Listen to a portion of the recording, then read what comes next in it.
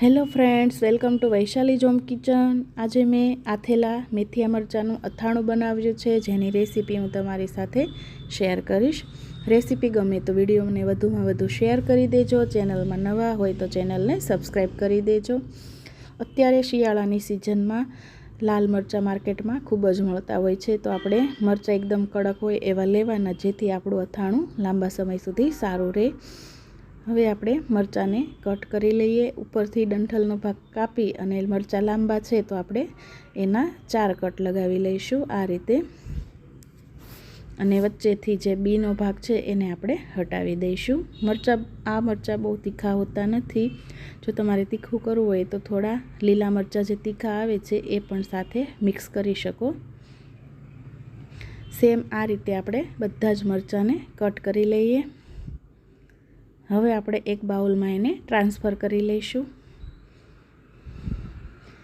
1 ચમચી જેટલી આપણે એમાં હળદર અને 1.5 ચમચી જેટલું નમક એડ કરી દેવાનું છે। અહીંયા સિંધવ નમક આપણે યુઝ નહીં કરીએ, એનાથી મરચું કાળું પડી જાય છે, એટલે આપણે જે રેગ્યુલર નમક આવે એ જ આપણે એડ કરવાનું છે, અને સરસ રીતે મિક્સ કરી લઈશું।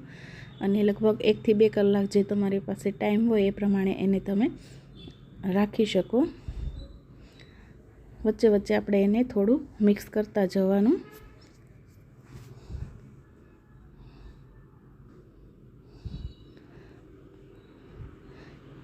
બે કલાકમાં આપણા મરચાં સરસ અથાઈને રેડી થઈ ગયા છે, અને પાણી પણ એકદમ છૂટું પડી ગયું છે। હવે આપણે કિચન પેપર પર આ રીતે એને સુકાવવા માટે રાખી દેવાના છે, અને પંખા નીચે જ આપણે એને સુકાવા રાખી દઈશું।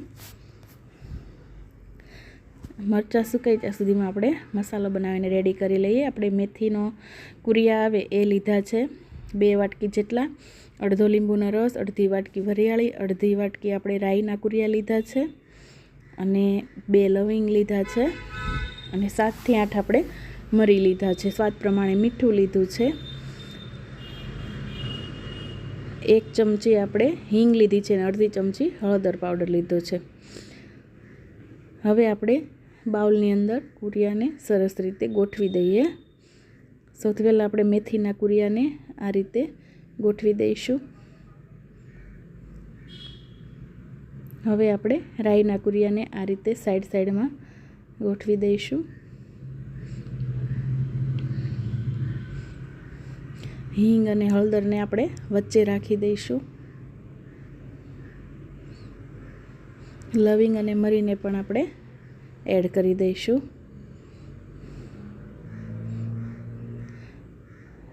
નમકને આ રીતે આપણે સાઈડ પર રાખી દઈશું। હવે આપણે તેલ ગરમ કરી લીધું છે। તેલ પણ આપણે સિંગ તેલ જ યુઝ કરવાનો છે, જેથી આપણા અથાણાનો સ્વાદ સારો આવે। એકદમ ધુમાડા નીકળે એટલું ગરમ થાય ત્યાં સુધી ગરમ કરી લેવાનું છે, અને પછી ગરમ તેલ જ આપણે કુરિયા ઉપર રેડી દેવાનું છે।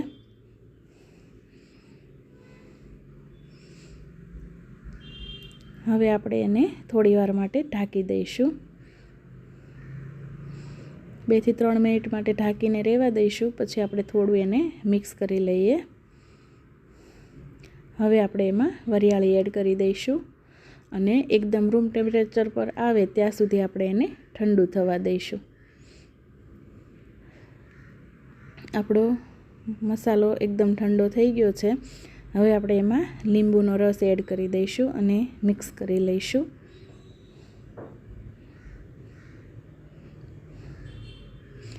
આપણા મરચાં પણ સુકાઈને રેડી થઈ ગયા છે। જો થોડું પાણી લાગે તો કિચન પેપરથી આપણે એને ડ્રાય કરી લેવાનું છે। થોડું મરચાંમાં પાણી દેખાય છે તો આપણે એને કિચન ટોવેલથી થોડું ડ્રાય કરી લઈએ।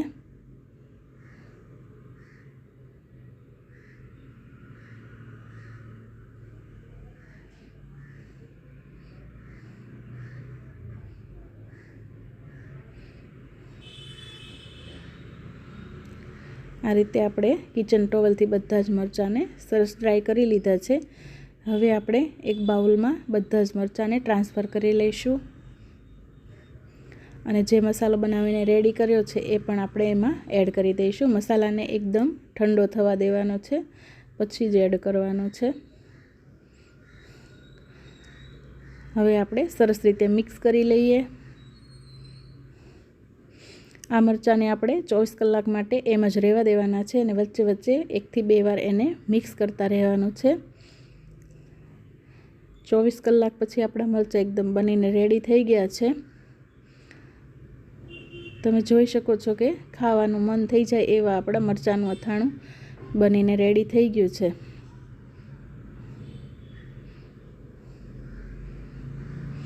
રેસીપી ગમી હોય તો વિડીયોને વધુમાં વધુ શેર કરી દેજો. કમેન્ટ કરવાનું ભૂલતા નહીં. મળીશું આપણે એક નવા વિડીયો સાથે. Thank you. Bye bye.